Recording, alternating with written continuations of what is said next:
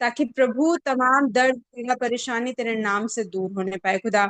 और भी जितने जवान हैं जिनके एग्जाम्स चल रहे हैं या किसी भी चीज की तैयारी कर रहे हैं खुदा, आप उनके लिए मार्गों को खोले परमेश्वर, अपनी सामर्थ अपने बल दे परमेश्वर। इस तमाम मौसम की विपरीत परिस्थितियों में भी आप उनको संभाल के रखे खुदा। अपना दया अपना करुणा करे प्रभु, शुरू से लेकर अंत तक इस आराधना को, इस सभा को हम तेरे हाथों में देते खुदा। जो भी लोग जुड़े हैं, जो किन्हीं कारणों से नहीं जुड़ पाए हैं, उन सभी को हम तेरे हाथों में समर्पित करते हैं प्रभु, और तेरा अनुग्रह मांगते हैं। इस प्रार्थना को प्रभु यीशु मसीह के सामर्थ्य नाम में होकर मांग लेते हैं, आमीन।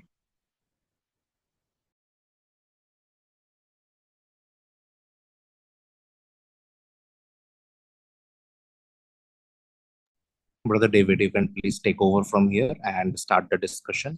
एंड हम लोग के बीच में डेविड भाई है जो इफिसियों के तीसरा अध्याय, जो कि एक बहुत ही महत्वपूर्ण एक ब्रिजिंग अध्याय है इस पत्रिका, उसके ऊपर जो डिस्कशन है उसको लीड करने के लिए मैं ब्रदर डेविड को अनुरोध करूंगा यहाँ से टेक ओवर करें। Thank you. प्रेज लॉर्ड सभी को। परमेश्वर का हम धन्यवाद देते हैं इस उन समय के लिए कि परमेश्वर ने हमें दिया कि हम मिलकर प्रभु के वचन से सीख सकें। अगर आप सभी को मेरी आवाज़ आ रही है, पास्टर शैन ने तो पहले ही थम्स अप कर दिया, लेकिन बाकियों से भी निवेदन है, अगर आप मेरी आवाज़ को सुन सकते हैं तो प्लीज़ अपनी रिएक्शंस को दिखा दीजिए, ताकि so that I know all is okay. Okay, thank you so much Ankush भाई। तो जैसे कि आज हम इफिसियों की पत्री को हम आज कंटिन्यू करेंगे। और हमने पिछले 2 अध्याय में देखा कि किस तरह से परमेश्वर ने अपनी इच्छा को जाहिर करा है मानव जाति पे, कैसे उसने जाहिर करा है अपने लोगों के लिए, और किस तरह, और अपने लोग कौन हैं, परमेश्वर के खुद उसके जन कौन है, वो हमने सीखा कि ऐसा नहीं है कि कोई यहूदी ही परमेश्वर का जन कहलाएगा, लेकिन जो कोई परमेश्वर पे विश्वास करता है वो परमेश्वर का जन कहलाता है। अब यहूदियों के लिए तो जो प्लान था वो तो यीशु मसीह के रूप में आया, लेकिन उसको ठुकरा दिया गया। लेकिन अब मौका दिया गया है अन्य जातियों को, तो अन्य जातियों के लिए जो प्लान है उसके बारे में बात होती है इफिसियों की पत्री उसका 3 अध्याय में। तो मैं हाथ देखना चाहूंगा पहले कि किन किन लोगों ने तैयार, कौन कौन ईमानदारी से तैयारी के साथ आया आज। जो लोग तैयारी के साथ आज आए हैं इस पत्री के ऊपर अपनी बातों को रखने के, मैं उनके हाथ देखना चाहता हूँ। ओके, अंजू दी और अंकुश भाई, ठीक है। यदि और कोई भी है, पास्टर ने मुझे बताया कि शुभम भाई भी तैयार हैं, तो उनको भी मौका दिया जाएगा। तो हमारे पास 3 लोग हैं, और बाकियों से भी निवेदन है कि आने वाले दिनों में आपको भी मौका दिया जाएगा। तो ज़रूर से इन पद्यों को, ज़रूर से इन अध्यायों को अच्छे से पढ़ें। अगर आपको कुछ समझ में नहीं आता है तो हमारे ग्रुप में आप अपने सवालों को रख सकते हैं, वहाँ पे आपकी मदद के लिए सारे चीज़ें प्रोवाइड करी जाएंगी, एक्सप्लेनेशन। पास्टर शायन खुद भी आपसे आके बात करेंगे, हो सकता है, या हमारी टीम का और कोई, हाँ, जो भी फ्री हो पर्सन वो आपको आके मदद करेगा। लेकिन ज़रूर से इनको अध्याय को पढ़िए, और महज सिर्फ रीडिंग मत कीजिए, लेकिन समझिए भी कि इन अध्यायों में क्या लिखा है, और ताकि आप समझ सके कि परमेश्वर ने आपके लिए भी क्या योजना बना रखी है। तो मैं ये समय दूंगा सबसे पहले अंजू दी के लिए, क्योंकि ज़्यादा लोग अभी है नहीं, प्रिपेयर नहीं है डिस्कशन के लिए। तो मैं आज अंजू दी के पास पूरे 10 मिनट का टाइम है। आज अंजू दी आराम से बोल सकती हैं, अपनी बातों को रख सकती है। सो दी, ओवर टू यू।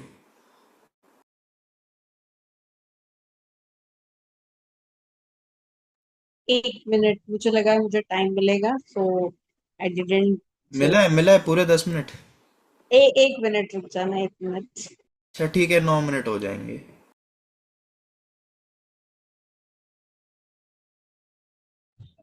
चलो तब तक हम पूछते हैं, ठीक है, जितने भी लोग यहाँ जुड़े हुए हैं अपार्ट फ्रॉम डेविड, बाकी कोई आंसर दीजिएगा, ठीक है।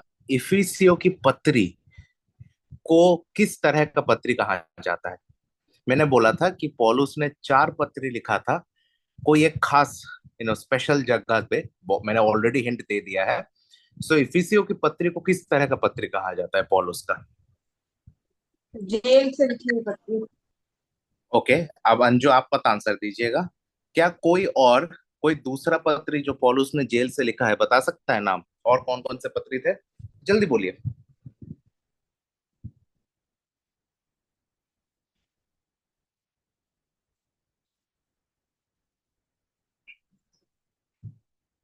वाह,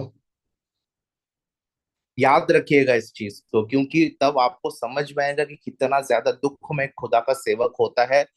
तब भी वो कहता है कि मैं परमेश्वर में सदा आनंदित रहता हूँ। फिलिपियो की पत्री, कुलुसियो की पत्री, फिलेमोन की पत्री और इफिसियो की पत्री, ये चारों को स्पेसिफिकली कहा जाता है प्रिजन लेटर्स, क्योंकि रोम में जब पौलुस कारागृह में था तो ये चारों लेटर्स को उन्होंने लिखा था। और अंतिम कुछ दिनों में उसको कहा जाता है, जेल में हो सकता है, नहीं भी हो सकता है, थोड़ा डिबेटेबल है, अंतिम कुछ दिनों में दूसरा तिमोथेयुस का पत्र लिखा था। लेकिन ये चार को प्रिजन लेटर कहा जाता है। इफिसियो, लिख के रखिएगा, इफिसियो, फिलिपियो, कुलुसियो, ये तीन लगातार, और उसके बाद Philemon.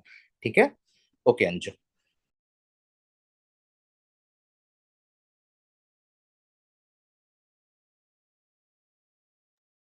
Okay, praise the Lord सभी को। और आई वाज थिंकिंग कि मुझे सबसे एंड में मिलेगा, और मैं वैसे ही प्रिपेयर थी कि मुझे लास्ट में बोलना है, बट ऐसा हुआ कि आज ज्यादा कोई बोलने के लिए है नहीं। सो सारी महिमा परमेश्वर को मिले। तो मुझे लगता है मैं पूरा ही थोड़ा थोड़ा करके समझा दूंगी भाई, थोड़ा ज्यादा टाइम हो जाए तो मुझे माफ करिएगा। तो बेसिकली क्या है कि जो पौलुस ने ये तीसरा अध्याय लिखा है, आ, वैसे तो हमें पता है कि ये पत्री एक तरीके से ऐसी पत्री है जो ना सिर्फ इफिसियों इफसुस के विश्वासियों के लिखी गई थी, वरन ये ऐसी पत्री है जो वहां पढ़ने के बाद आगे भी पहुंचाने के लिए बोला गया था। तो ये और भी जगहों पे ये पत्री पढ़ी गई है, या और भी विश्वासियों के लिए ये पत्री थी, या जिन्होंने मसीह को ग्रहण किया, या जो कई तरीके से मसीह में होने के बावजूद मसीही एकता को नहीं समझते थे, उन लोगों के लिए।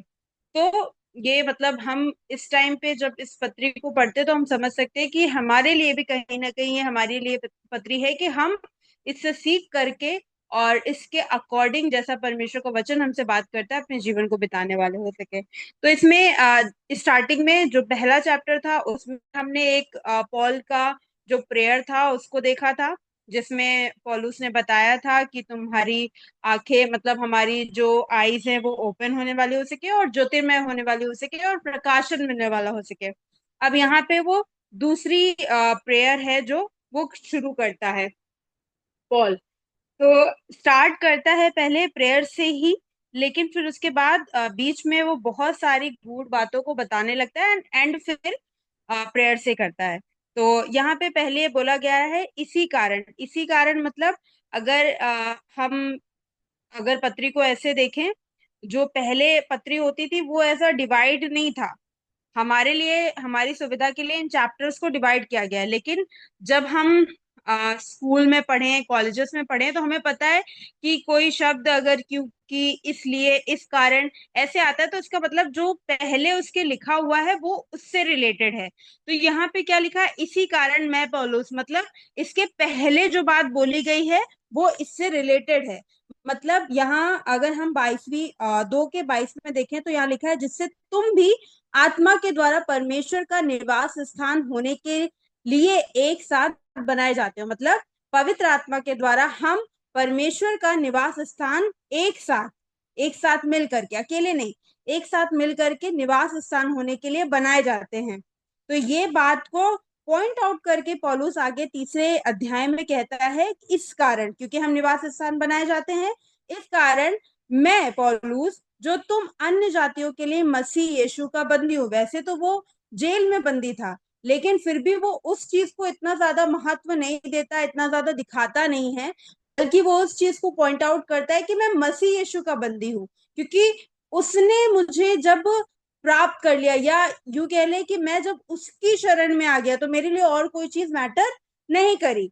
तो कहता है यदि तुमने परमेश्वर के उस अनुग्रह के प्रबंध का समाचार सुना हो जो तुम्हारे लिए मुझे दिया गया, मतलब परमेश्वर ने उसको चुना, प्रभु यीशु मसीह ने उससे बात करी, और वो प्रबंध, उसको वो भेद की बात कलीसिया के भेद की बात, मसीह के भेद की बात, मसीह हमें पता है कि नए नियम में वैसे मसीह को मतलब रेवलेशन, जो पुराने नियम में मसीह पूरी रीति से नहीं था, गुप्त में था, उसको यहाँ पे पूरी रीति से रिवील किया गया। तो जो रेवलेशन है वो मसीह है, जो भेद है वो मसीह है। आगे कहता है कि जो तुम्हारे लिए मुझे दिया गया, तुम अन्य जातियों के लिए, अर्थात यह कि वह भेद मुझ पर प्रकाशन के द्वारा प्रकट हुआ, परमेश्वर का प्रकाशन, परमेश्वर का रेवलेशन उसे मिला। जैसे मैं पहले ही संक्षेप में लिख चुका हूं, अगर हम पीछे पढ़ेंगे तो ये डिटेल में है और इसके बारे में हम लोग डिस्कस कर चुके हैं, जिससे तुम पढ़कर जान सकते हो कि मसीह का वह भेद कहाँ तक समझता हूँ, जो अन्य समयों में मनुष्यों की संतान को ऐसा नहीं बताया गया था। मतलब पहले के टाइम पे ऐसे रिवील नहीं किया गया था, जैसे कि आत्मा के द्वारा अब पवित्र प्रेरितों और भविष्यवक्ताओं पर प्रकट किया गया है। आज के टाइम पर होली स्पिरिट या जो आत्मा हमें दिया गया है उसके द्वारा अब ये चीजें रिवील हो गई हैं। तो हम इन चीजों को मतलब और भी बहुत जगहों पे अगर हम देखेंगे प्रेरितों के काम में 9 का 13 और 15 में इस भेद के बारे में, इस गुप्त ज्ञान के बारे में, इस छुपी हुई बात के बारे में, प्रभु के वचन के बारे में बताया गया है।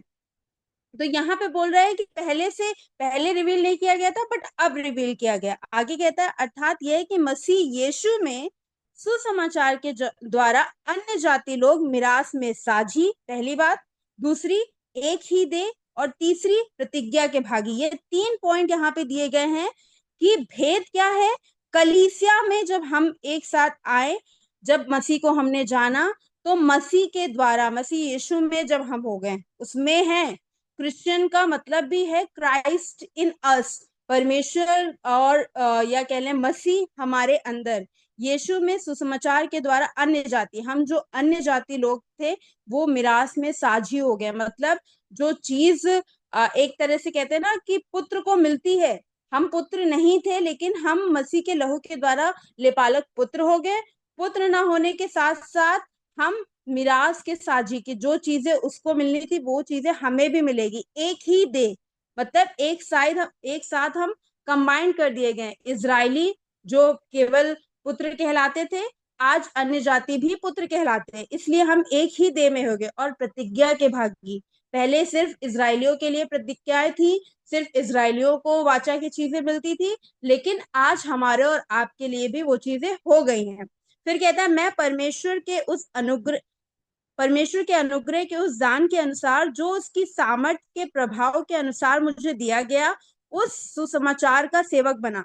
पहले तो बोला कि रेवलेशन दिया, अब दूसरा क्या बोल रहा है कि मैं सेवक भी बना।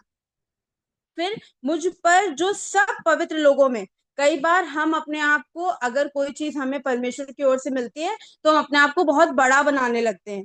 लेकिन पौलुस, जिसको खुद मसीह ने सामने आकर के दर्शन दिया, उससे बात करी, उसके ऊपर अपने आप को प्रकट किया, वो अपने आप को इतना दीनहीन कर देता है। वो बोलता है मैं तो मानो अधूरे दिनों का जन्मा हूं, मैं तो सबसे छोटा हूं। यहाँ कह रहा है सब पवित्र लोगों में से छोटे से भी छोटा हूं। ये अनुग्रह हुआ कि अन्य जातियों को मसीह के अगम्य धन का सुसमाचार सुनाओ। वो धन, वो महिमा जिसके हम भागी हैं, उसका सुसमाचार सुनाए कि हम एक कर दिए गए, कि हम प्रतिज्ञा के संतान हो गए, कि हमें मिरास मिलेगी। और सब पर ये बात प्रकाशित करूं कि उस भेद का प्रबंध क्या है, और सबके सृजनहार परमेश्वर में आदि, जो सबके सृजनहार परमेश्वर में आदि से गुप्त था। मतलब स्टार्टिंग में वो तो गुप्त था कलीसिया में, और हम कलीसिया में आ जाएंगे, जब हम कलीसिया में होंगे तो अन्य जाति और जो यहूदी हैं, या यूं कह ले जो इजरायली हैं, वो एक हो जाएंगे। ये बातें पहले रिवील नहीं थी, लेकिन जब मसीह आया तो ये बातें जो भेद में थी वो सब प्रकट हो गई, ताकि अब कलीसिया के द्वारा विभिन्न प्रकार का ज्ञान उन प्रधानों और अधिकारियों पर जो स्वर्गीय स्थानों में है प्रकट किया। अब ना सिर्फ यहाँ पर धरती पर, बट जो स्वर्ग में है, स्वर्गीय स्थानों में है, स्वर्गदूत हैं, उन पर भी हमारे द्वारा यूं कह लो, आप लोग जानते हैं कि अगर एक आत्मा बचाई जाती है तो स्वर्ग में बड़ा आनंद होता है। परमेश्वर का वचन यहाँ बता रहा है कि जब हम कलीसियाई रूप में उसमें हो करके उसके कार्यों को करते हैं, उसके सुसमाचार को बांटते हैं, जब हम एक रहते हैं, तो क्या होता है, वहां पे एक नमूना होता है। और परमेश्वर इस बात को कहता है कि देखो, ये मेरे बेटे हैं, ये मेरी बेटियां हैं, और ये मेरे अनुसार रहते हैं, और इस ये नमूना पेश किया जाता है। तो कह रहा है कि विभिन्न प्रकार का ज्ञान उन प्रधानों और अधिकारियों पर जो स्वर्गीय स्थानों में है प्रकट किया जाए, उस सनातन मनसा के अनुसार जो उसने हमारे प्रभु मसीह यीशु में की थी। उसकी इच्छा सदा काल से थी। हालांकि स्टार्टिंग में जब उसने आदम को बनाया, तो बीच में कुछ क्लैशेस हुए, कुछ चीजों की वजह से एक टाइम लगा, और लोग कुड़कुड़ाने लगे कि कहाँ हमारे लिए क्या योजना है। फिर 4 साल तक, 400 साल तक जब परमेश्वर ने बात नहीं की, उस साइलेंट पीरियड के बाद उसने अपने प्रेम को जाहिर किया, और उस मंशा को जो उसने सनातन से ठहराई थी उसको भी जाहिर किया, जिसमें हमको उस पर विश्वास करने से साहस और भरोसे के साथ परमेश्वर के निकट आने का अधिकार है। अगर हम विश्वास करेंगे तो हमें साहस होगा, और हम उस साहस के द्वारा भरोसे के साथ अपने परमेश्वर के निकट आ सकते हैं, और हमारा ये अधिकार है क्योंकि हमने मसीह पर विश्वास किया है। इसलिए अब फिर से जो विनती उसने शुरू करी थी वो एंड कर रहा है। इसलिए मैं विनती करता हूं कि जो क्लेश तुम्हारे लिए मुझे हो रहे हैं, मतलब जो चीजें अब वो जाहिर कर रहा है कि भाई मैं कैद में हूं या मैं बंदी हूं, तो जो भी क्लेश मुझे तुम्हारे कारण हो रहे हैं उनके कारण तुम साहस मत छोड़ो, क्योंकि उनमें तुम्हारी महिमा है। तुम्हें जरूरत है, मैं तुम्हारे लिए एक नमूना दे रहा हूं, तुम्हें जरूरत है कि तुम एक दूसरे के साथ प्रेम से आपस में एक दूसरे के साथ बने रहो, दृढ़ता से बने रहो। और आगे जब 14 से हम 21 तक देखेंगे तो बहुत ही अच्छे तरीके से पौलुस बताता है कि हमें और ज्यादा प्रेम में जड़ पकड़ना है, हमें स्थिर होना है, हमें बलवंत होना है, और उसके प्रेम की लंबाई, चौड़ाई, ऊंचाई, गहराई को समझना है कि कितना ऊंचा है वो, उसका प्रेम कितना गहरा है, उसका प्रेम, उन चीजों को वो बताता है। तो हमें किसी भी चीज को देख करके साहस नहीं छोड़ देना है, बल्कि उस चीज को देख करके जानना है कि हमारा खुदा कितना महान है, जो हमारी कल्पना से परे उस सामर्थ को, उस आत्मा को हमारे जीवन में देता है, जो हमारे अंदर धैर्य को स्थापित करता है।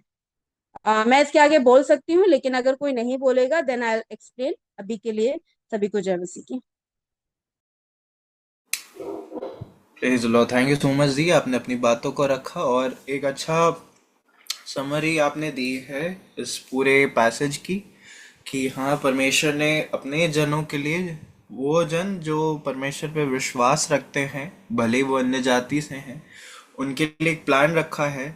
और फिर उसके बाद एक प्लान है परमेश्वर का, फिर उसके बाद उसके लोगों के लिए एक दिया हुआ पर्पस है। जो परमेश्वर के लोग होते हैं, हर एक को एक पर्पस दिया जाता है। जैसे पौलुस को एक पर्पस दिया था कि वो सुसमाचार को अन्य जातियों को दे, वो अपने प्लान को जाहिर करता है अपने लोगों, अपने जनों के द्वारा, जैसे प्रॉफिट्स हो गए या तो टीचर्स हो गए उनके द्वारा। लेकिन सबसे पहले वो पवित्र आत्मा के द्वारा अपने प्लान को जाहिर करेगा। फिर उसके बाद वो पर्पस देगा कि एक काम देगा आपको जिसको आपको पूरा करना है। हो सकता है उस काम में आपको दुख भी उठाना पड़ जाए, वो आपको आपकी समझ से ज्यादा परे लगे, लेकिन अगर आप पवित्र आत्मा में रहेंगे तो पवित्र आत्मा आपको फिर सामर्थ भी देगा, पावर भी देगा। तो फिर वो प्लान, वो पर्पस और वो पावर पवित्र आत्मा के द्वारा आपके अंदर रिवील होती है, जिसकी वजह से आप हर काम को करने वाले हो सकते हैं।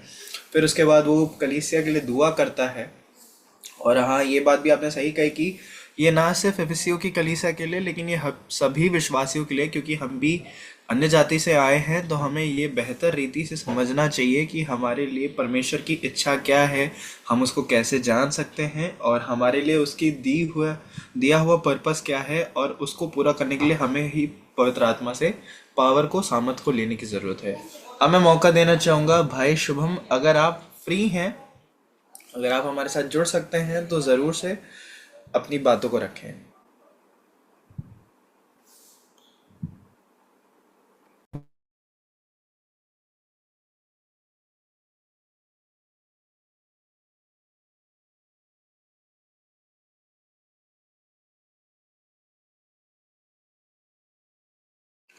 शुभम भाई।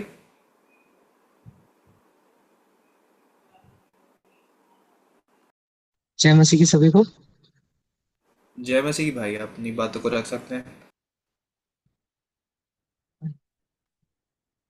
जी मैं थोड़ा बहुत ज़्यादा बिजी था, दुकान पे मेरा दुकान है तो उधर पे मैं थोड़ा ज़्यादा बिजी था, इसकी वजह से थोड़ा पढ़ नहीं पाया। तो कुछ ज़्यादा मैं नहीं पढ़ा हूँ, थोड़ा सा पढ़ा हूँ, तो उसको मैं रखना चाहूंगा। इफिसियों का 3 का 20। अब जो हम में समर्थ से कार्य करने वाला है और हमारी विनती और समझ से कई अधिक करने में समर्थ है। यह पद में हमें यह याद दिलाता है कि परमेश्वर की स्वार्थ हमारी सामर्थ हमारी सोच और प्रार्थना और कल्पनाओं से कहीं अधिक बड़ी है। वह केवल सुनता नहीं पर असाधारण रूप से कार्य करता है हमारे भीतर उसकी शक्ति के द्वारा। अब जब हम यह अब जब हम कमजोर या असहाय महसूस करते हैं तब भी परमेश्वर की सामर्थ हमारे अंदर काम कर रही होती है।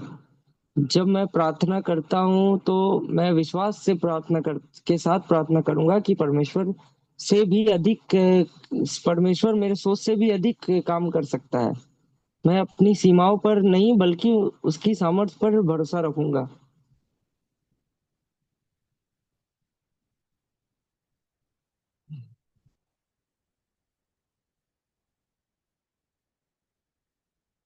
Thank you. मैंने इससे और थोड़ा ज्यादा पढ़ाई नहीं किया, मैंने इससे बस ये पढ़ा था थोड़ा सा। जय। ओके भाई, थैंक यू सो मच। आपने इस आयत को हमारे सामने रखा, इफिसियों 3 का 20। उसमें भी परमेश्वर की सामर्थ के बारे में कहा गया है। और जैसा हम अभी कह रहे, अभी बात चल रही थी अंजू दीदी के द्वारा और मेरे द्वारा कि जब परमेश्वर आपको आपका दिया हुआ पर्पस देता है और अगर आप उस पर्पस को जान लेते हैं तो परमेश्वर का काम रहता है वो आपकी मदद करेगा। अगर आप उस रास्ते पे चलेंगे, अगर आप उसके दिए हुए कार्य को करेंगे तो वो आपको सामर्थ देगा। आपको लगेगा कि हाँ, ये काम बहुत मुश्किल है, क्योंकि जब परमेश्वर की ओर से दिया हुआ काम होता है तो जाहिर सी बात है आसान होगा नहीं। लेकिन जब आप उसकी पवित्र आत्मा की सामर्थ को मांगेंगे तो आप अपनी भी समझ से परे चीज़ों को करने वाले हो सकेंगे, जो आपने कभी इमेजिन भी नहीं करी थी। वो चीज़ें आप करने वाले हो सकते हैं। जैसे अगर 5 साल पहले अगर हम चलें, अपने ज़िंदगियों में अगर हम देखें जो खुदा के लिए हमने काम करे, हम अगर हम इसको सोचेंगे तो हम इमेजिन भी नहीं कर पाते कि हम आज इस मुकाम पे करने पाएंगे। हम में से जो भी आज जिस स्पिरिचुअल लेवल पे है, हम में से कोई इमेजिन नहीं कर पाता कि हमने ये सब अपनी ज़िंदगी हम ये सब चीज़ें अपनी ज़िंदगी में देखने पाएगा। लेकिन क्योंकि पवित्र आत्मा की सामर्थ हम में थी, क्योंकि पवित्र आत्मा के हवाले हमने अपने आप को कर दिया था, इसलिए हमने ये सारे कामों को देखा। थैंक यू सो मच भाई अपनी बातों को रखने के लिए। अब यदि और कोई भी तैयार है, यदि और कोई भी बोलना चाहता है तो ज़रूर से अपने हाथ को उठाए, नहीं तो समय होगा अंकुश भाई के पास क्या। लेकिन उससे पहले अगर और कोई कुछ अपनी बातों को रखना चाहता है तो वो रख सकता है। सबको जय मसीह की। प्रेज द लॉर्ड आंटी, आप अपनी बातों को रख सकती हैं।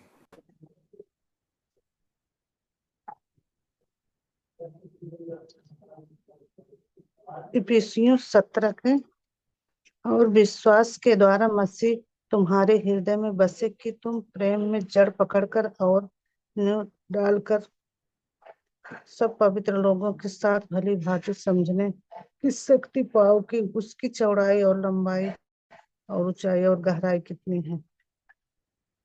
हमें परमेश्वर में विश्वास करना है, भरोसा रखना है और उसकी जड़ को हमको पकड़ना है गहराई से। और पवित्र आत्मा की सहायता से हमको पवित्र आत्मा की सहायता से हमको उसकी शक्ति सामर्थ्य के द्वारा हमको विश्वास रखना है, बढ़ते जाना है प्रभु में।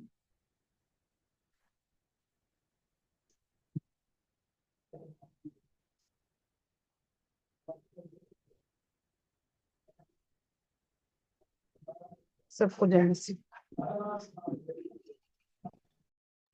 जय मसीह।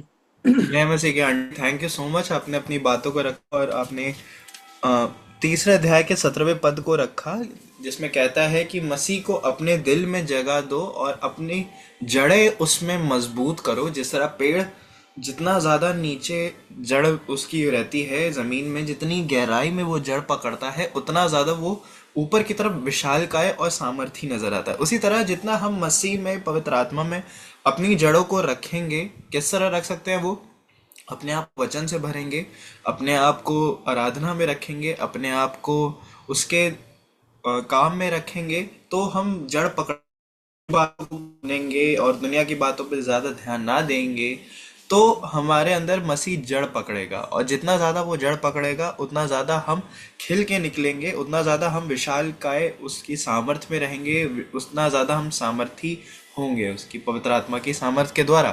तो मैं धन्यवाद देता हूँ गायत्री आंटी आपका कि आपने अपनी बातों को रखा। Thank you so much. अब समय होगा भाई अंकुश के लिए। आपके पास भी 15 मिनट होंगे, आप अपनी बातों को रख सकते हैं। ओवर टू यू भाई। थैंक यू सो मच भाई ब्रदर डेविड, जो आपने मुझे ये टाइम दिया। और 15 मिनट काफी डिसेंट टाइम है और इसमें कई बातें हो सकती हैं। प्रभु का मैं धन्यवाद देता हूँ कि काफी लोगों ने काफी पॉइंट बताए, शेयर किया, और सच में ये हमारे लिए थोड़ा हमारी पहुंच से अबब है कि जब हम पौलुस की पत्री को समझने का ट्राई करते हैं तो हमारे लिए काफी डिफिकल्ट होता है क्योंकि आ, कई वैरायटी, कई मोड ऑफ में पौलुस ने ये पत्रियां लिखी हैं। कल जब मैं कुरिन्थियों की बात कर रहा था तो पौलुस ने उस पत्री को थोड़े गुस्से में लिखा था, इसलिए मैंने बोला था कि उस पत्री में समस्याएं ज्यादा हैं। पर जब मैं इफिसियो पढ़ रहा था तो मुझे यहाँ पर समझ में आया कि इफिसियो पढ़ते लिखते टाइम पौलुस का जो मन था, विचार था और जो सोच थी, वो काफी पॉजिटिव माइंड में था, काफी अच्छी रीति, काफी हेल्दी दिमाग से वो लिख रहा था। और इसीलिए जब आप इफिसियो पढ़ेंगे तो आपको समझ में आएगा कि इस अध्याय की शुरुआत प्रेम से होती है और इस अध्याय का अंत प्रेम से होता है। इफिसियो फर्स्ट वर्स 4 में प्रेम की बात बोली गई है और इफिसियो वर्स चैप्टर 6 और उसकी वर्ष 24 में लिखा हुआ है, जो हमारे प्रभु यीशु मसीह से सच्चा प्रेम रखते हैं उन सब पर अनुग्रह होता रहे। तो हम कह सकते हैं कि ये जो पुस्तक है वो काफी एनर्जेटिक है मसीहों को विश्वास में खींचने की। पर जब मैं इस चैप्टर को पढ़ रहा था, इस पुस्तक को पढ़ रहा था, इसमें बहुत इंपॉर्टेंट बात पे फोकस किया गया है। जैसे कि पास्टर ने बताया कि ये पत्रियां जो है वो जेल की पत्रियां कहा जाती हैं, साथ में कोलोसियो, फिलिपियो और फिलेमोन 3 पत्रियां और हैं जो पौलुस ने जेल से लिखा है, लोगों का मानना है। और जब मैं कुरिन्थियों पढ़ रहा था और जब मैं इफिसियो पढ़ रहा हूँ तो कुरिन्थियों लगभग 56 ईस्वी में लिखी गई थी और जो इफिसियो है ये लगभग 60 ईस्वी के आसपास लोग टाइम एस्टिमेट करते हैं, आगे पीछे भी हो सकता है। और जब मैं इस चैप्टर यानी इस पूरी बुक का, इफिसियों का, जब मैं टाइटल ढूंढ रहा था तो इस पूरी बुक का जो टाइटल था वो था भेद। तो जब हम यानी इफिसियो पढ़ते हैं तो हमें केवल केवल भेद की बातें मिलती हैं। बहुत सारे भेद। अब भेद कैसे हो सकते हैं? ये भी हो सकता है कि क्या अन्य जाति यहूदियों के समान है, ये भेद होगा। अन्य जातियों का क्या स्थान है, ये भी एक सीक्रेट है, इसे खोला गया है। अन्य जाति किस तरीके से परमेश्वर की प्रतिज्ञा को पूरी करेंगे, वो भी इसमें आपको प्रकाशन मिलेगा। तो मोर ओवर कह सकते हैं कि ये एक जो पूरी बुक है वो भेदों की बुक है। जब आप पढ़ेंगे तो इससे आपको सीक्रेट खुलते मिलेंगे। और खास तौर से आज जो चैप्टर दिया गया है उसे एक भेद की विशेष टिप्पणी के रूप में बोला गया। यानी आप जब चैप्टर 3 पढ़ेंगे और 3 में 1 से लेकर 13 वर्ष तक पढ़ेंगे तो वहां पर केवल और केवल सीक्रेट को रिवील किया गया है। और मैं आपको ये भी बताना चाहूंगा कि इस बुक को मतलब बहुत ही पवित्र माना जाता है, और लोग जो राइटर्स हैं, जो रिसर्चर हैं, वो इसे ईश्वरी बुक के रूप में भी डिनोट करते हैं। तो ये बातें आपको समझनी होंगी। और मेरा मानना है कि जब भी आप किसी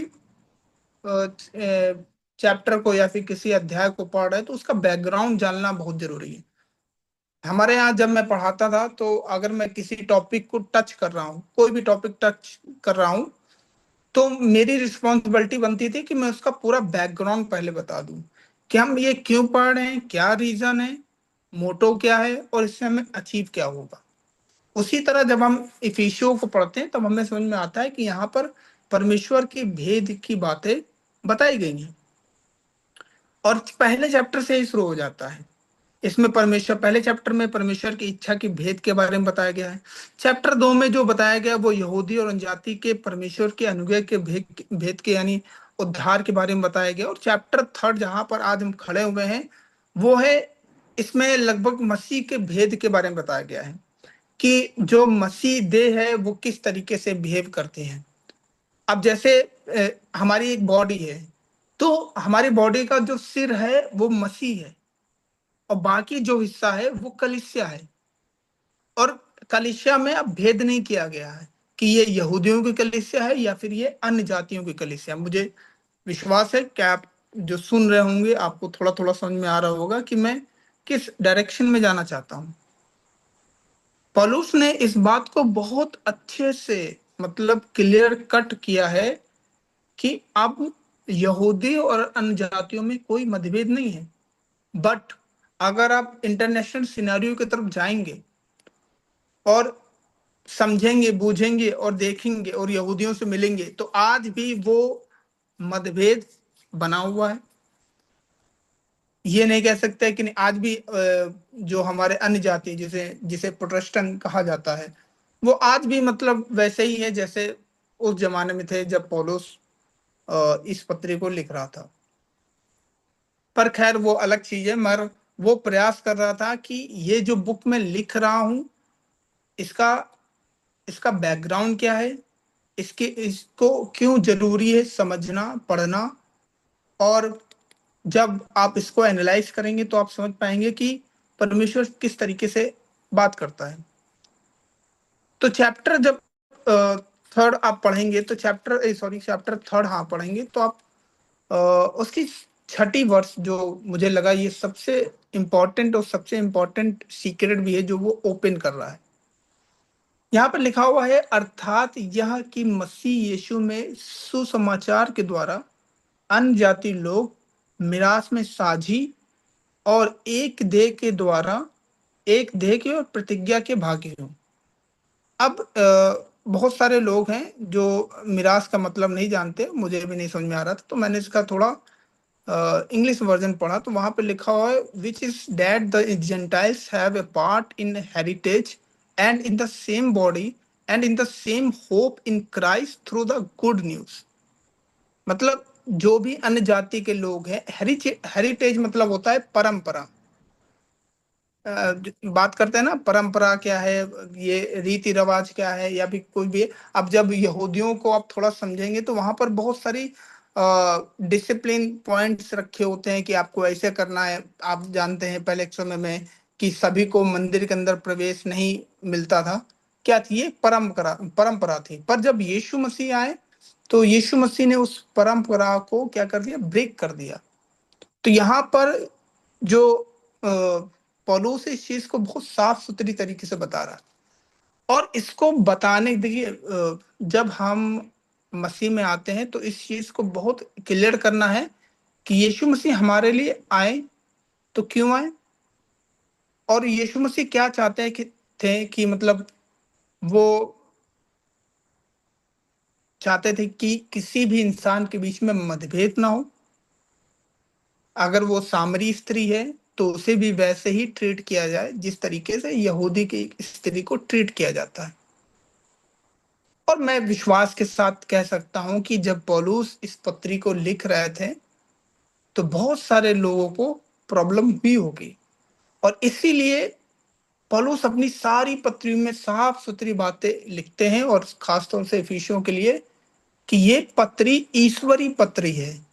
इसमें मेरे विचार, मेरी थॉट, मेरा प्रोसेस कुछ भी नहीं है। और ये बार बार क्या करते हैं, इसको आइडेंटिफाई करते हैं बार बार। तो ये एक सबसे बड़ा भेद है। इसमें आगे मैं पद पढ़ाना चाहूंगा, आप समझिए कि जब आप एक पद पढ़ेंगे तो एक नया सीक्रेट क्या होगा, रिवील हो जाएगा। इसलिए मैंने बोला 1 से लेकर के 13 आयत तक केवल सीक्रेट की बातें हैं। इफिसियो आप 13 पढ़िए, इफिसियो के 6 पद हैं, जरूर से जरूर बैठ के आप इसको एनालाइज करिए। जनरली करते नहीं है, मैं भी नहीं करता हूँ, पर जब मैं पढ़ रहा हूँ तो मुझे समझ में आ रहा है कि बाइबिल, पहले मुझे बाइबिल थोड़ी सी बोरिंग लगती थी कि पता नहीं कौन सी चीज कहाँ से शुरू हो जाती है। कोई भी राजा नए नियम में भी आ जाता है, फिर पुराने नियम में भी आ जाता है, और कहीं कहीं इनका जिक्र वहां भी मिल रहा है, यहाँ भी मिल रहा है, तो बड़ा प्रॉब्लम थी। पर आप जब राइटर पकड़ के पढ़ोगे तब आपको समझ में आएगा कि वो समझाना क्या चाह रहे हैं। 7वें पद में लिखा हुआ है, मैं परमेश्वर के अनुग्रह के उस दान के अनुसार जो उसकी सामर्थ के प्रभाव के अनुसार मुझे दिया गया है, उस सुसमाचार का सेवक बना। अब देखिए, छठे पद को मजबूती देने के लिए पौलुस इस पद को लिख रहा है, यानी उसे विश्वास था कि लोग मेरी बातों को विश्वास में, यानी मेरी बातों पर बिलीव नहीं करेंगे। तो वो क्या कर रहा है, आप कभी कभी होता है ना कि अगर हम कोई बात बोल देते हैं, तो अगर हम उस बात का फैक्ट दे देते हैं तो वो बात क्या होती है, मजबूती से स्थिर हो जाती है। और मेरा भी यही कहना है कि अगर आप कोई भी बात करो तो उसका एक डाटा जरूर दे दो। अगर आपने वो डाटा दे दिया तो वो क्या होगी, बात प्रूफ हो जाएगी। इसलिए आपको ये बात समझने की जरूरत है कि पौलुस बहुत इम्फेसाइज कर रहा है, अपने आप को बता रहा है कि ये मेरी ओर से नहीं है, मैं अन्य जाति और यहूदियों में मतभेद नहीं बता रहा हूं, ये मेरे थॉट प्रोसेस नहीं है, ये क्या है, परमेश्वर की सामर्थ के द्वारा मुझे मिला है। इसलिए तुम्हें क्या करना चाहिए, इस पे विश्वास करना चाहिए। पर खैर जाहिर सी बात है कि उसके बाद भी पौलुस को बहुत सारी दिक्कतों का सामना करना पड़ा प्रचार करने में, और मतलब किसी का विश्वास जीतने में। जैसे मैंने कुरिन्थियों में भी आपको बताया था कि बहुत सारे यहूदी, अधिकांश यहूदियों ने पौलुस के द्वारा दिए गए वचन पे विश्वास नहीं किया, और यही कारण था कि वो अन्य जातियों में क्या किया, अपने चीजों को लेके आगे बढ़ा। और यहीं पर वो बातें यहाँ पर भी बोल रहा है। और 8वें पद में लिखता है, मुझ पर जो सब पवित्र लोगों में से छोटे से भी छोटा हूं, यह अनुग्रह हुआ है कि मैं अन्य जाति को मसीह के आगम धन का सुसमाचार सुनाऊं। तो आप जनरली समझ पाएंगे कि पौलुस जब अपनी पत्री को लिखता है तो वो किस पॉइंट ऑफ व्यू से लिख रहा है। वो जानता था कि शायद यहूदी उसके सॉरी गॉस्पल को शायद वो ना समझ पाए, एक थोड़ा लंबा वर्ड है, फंस जाता है, तो शायद उस वर्ड को वो नहीं समझ पाएंगे। पर अन्य जाति जब यहोवा की बातों को सुनेंगे, यीशु मसीह की बातों को सुनेंगे, तो वो उस पर क्या करेंगे, ईमान लाएंगे। और उसी के मद्देनजर आप पौलुस की पत्रियों को उठा के देखेंगे तो वो अन्य जातियों की खूब बातें करता है, और वो कहता है कि अन्य जाति जो है वो संगी वारिस है, जबकि संगी वारिस पहले यहूदियों को बोला जाता था। पर यहाँ पर पौलुस बोल रहा है कि अन्य जाति जो है वो संगी वारिस है, और साथ में संगी वारिस होने के साथ साथ संघीय अंग भी है। और जब हम इस बात की बात बोलते हैं कि अंग और वारिस, अभी आज समझिए कि मतलब मान लो डेविड की प्रॉपर्टी है, और डेविड की प्रॉपर्टी में किसी और का नाम जोड़ दिया जाए, तो डेविड को बुरा लगेगा कि यार ये कैसा हो गया, वारिस मैं हूं और कोई कैसे क्या ले जाएगा। तो उसी प्रकार से यहूदियों को भी क्या लगता होगा, दिक्कतें लगती होंगी कि यीशु मसीह अभी परमेश्वर के वारिस तो हम हैं, हम तो उसके खानदान के हैं, तो हमें ही सारे अधिकार मिलने चाहिए। पर पौलुस ऐसा नहीं कर रहा। पौलुस कह रहा है कि मैं अन्य जातियों के बीच में मतभेद नहीं करूंगा, यहूदी के बीच में मतभेद नहीं करूंगा। जो परमेश्वर के वचन को वैल्यू देगा वही संघी वारिस, संघी अंग होगा। और परमेश्वर की प्रतिज्ञा के संगी, यानी प्रतिज्ञा के साथ भी क्या होगा, संगी वारिस होगा। ऐसे ही नहीं है कि वो उसके राज का ही वारिस होगा या फिर उसकी देह का ही वारिस होगा, वरन परमेश्वर की प्रतिज्ञा के भी संगी वारिस होंगे। आपको समझना होगा, यहूदी परमेश्वर की प्रतिज्ञा को लेके बहुत ज्यादा वाइटल है, समझ लीजिए बहुत ज्यादा, कि मतलब वो परमेश्वर की प्रतिज्ञा को ऐसे मानते हैं कि उसके आगे वो यीशु मसीह की भी इतनी मतलब वैल्यू नहीं देते हैं। यही तो कारण था कि वो परमेश्वर के पुत्र को, यानी यीशु मसीह को परमेश्वर का पुत्र ही नहीं मान रहे थे। ये हो ही नहीं सकता, पॉसिबल ही नहीं है, तुम परमेश्वर के पुत्र हो ही नहीं सकते हो। तो वो जब इस बात को यहाँ पर बोलता है कि परमेश्वर की प्रतिज्ञा के संघीय वारिस हो, तो यानी जो परमेश्वर की प्रतिज्ञा यहूदियों के लिए थी, वही परमेश्वर की प्रतिज्ञा अन्य जातियों के लिए भी होगी। ओके, तो ये इतनी बातें थी जो आपको इफिसियों की पत्री में मिलेंगे। एक बार फिर से मैं रिकैप कर दूंगा कि जो इफिसियों की पत्री है वो भेदों के बारे में बात करते हैं। जब हम तीसरा अध्याय पढ़ते हैं तो यहाँ पर एक विशेष टिप्पणी है तीसरे अध्याय में, 1 से लेके 14 13 तक आप पढ़ लीजिएगा। केवल केवल रिवील किया गया है, सीक्रेट रिवील किया गया है। आप एक क्वेश्चन पूछोगे, वो उसका आंसर आपको वहां पर मिल जाएगा। तो ये एक भेदों की पत्री है। आप 5वां अध्याय, 6ठा अध्याय, 7 भी पढ़ेंगे तो आपको भेद ही मिलेंगे, सीक्रेट और ओपन हुए मिलेंगे। प्लस जब पौलुस इस पत्री को लिखता है तो वो इस पत्री की शुरुआत ही आशीष और धन्यवाद के साथ करता है, और अंत भी प्रेम और आशीष और धन्यवाद के साथ ही करता है। तो जनरली वो बताना चाहता है कि जो अन्य जाति में परमेश्वर के पीछे चल रहे हैं, वो उसी प्रॉपर्टी के, उसी हेरिटेज के, उसी अंग के वारिस हैं जिस तरह यहूदी हुआ करते थे। बशर्ते यह है कि जो परमेश्वर के वचन को वैल्यू देगा। अब एट द एंड अगर हम अन्य जाति और यहूदी भी हटा दे, दोनों साइड में हटा दे, जो परमेश्वर के वचन को वैल्यू देगा, ये इंपॉर्टेंट पॉइंट है। अगर अन्य जाति परमेश्वर के वचन को वैल्यू नहीं देंगे तो भी वो वारिस नहीं बन पाएंगे। अगर यहूदी परमेश्वर के वचन को वैल्यू नहीं देंगे तो भी वो वारिस नहीं बन पाएंगे। वारिस कौन बनेगा? जो परमेश्वर के वचन के अनुसार चलेगा, उसके भेदों को समझेगा, उसकी योजना को अपने जीवन में उतारेगा, वही क्या होगा? वो संघी वारिस होगा, वही कलीसिया बनेगा, वही सिर बनेगा, वही प्रतिज्ञा के साथ परमेश्वर और यीशु मसीह के राज्य में प्रवेश करने पाएगा। मुझे विश्वास है कि आपको इस थोड़े से टाइम में आपको कई चीजों को मैंने बताने का प्रयास किया है। प्रभु आपको आशीष दे। जय मसीह की। जय मसीह की। Praise Lord. और थैंक यू सो मच अंकुर भाई अपनी बातों को रखने के लिए। जिस तरह आपने बताया कि आपने दूसरी चीज़ों को समझाया इस पैसेज में, जो हम देख सकते हैं वो है सबसे पहली चीज़ तो भेद के बारे में। भेद मतलब मिस्ट्री, जो चीज़ छुपी हुई हमसे, जो हमको सामने से नहीं समझ में आ रही थी, लेकिन पवित्र आत्मा को जब हम अपने जीवन में आमंत्रित कर, जब यीशु मसीह का हम विश्वास करते हैं तो ये भेद हमारे लिए खुलते हैं। जिस तरह से इमाउस की सड़क पर क्या क्या चेले थे, उनकी आंखें तब खुली जब उनका प्रॉपर एनकाउंटर हुआ यीशु मसीह से। उसी तरह जब हमारा भी प्रॉपर एनकाउंटर होता है यीशु मसीह से, तो ये जितनी भी भेद की बातें हैं जो पूरी मानव जाति के लिए दे तो दी गई है, लेकिन ये हमारे लिए तब जाहिर होती है जब हम यीशु मसीह को अपनी ज़िंदगी में लाते हैं। दूसरी चीज़ जो आपने बताई धरोहर के बारे में, वारिस होने का के बारे में, कि अब हमें डायरेक्टली बायोलॉजिकली अब्राहम की संतान होने की ज़रूरत नहीं, हमें यहूदी होने की ज़रूरत नहीं है तभी जाके हमें परमेश्वर की आशीषें मिल पाएंगी। ज़रूरी ऐसा नहीं है, लेकिन अगर हम यीशु मसीह पे विश्वास भी करते हैं और हम ये विश्वास करते हैं कि वो हमारे लिए आया, वो हमारे लिए जिया, मरा, मुर्दों में से जी उठा और हमारे पापों का उसने उद्धार हमको दे दिया है, अगर हम इस चीज़ पे भी भरोसा करते हैं तो हमें यीशु मसीह के थ्रू हमें उस अब्राहम की आशीषें मिल सकती हैं। और अच्छा एग्जाम्पल लिया आपने, थैंक यू सो मच।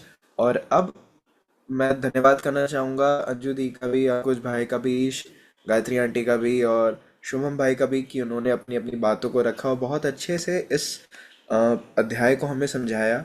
और अब मैं दरख्वास्त करूँगा पास्टर शायन से, अगर वो हमारे बीच में हैं तो वो अपनी बातों को रखें, वो इस चैप्टर को और थोड़ा गहराई से हमें समझाए। और उससे पहले मैं आप सभी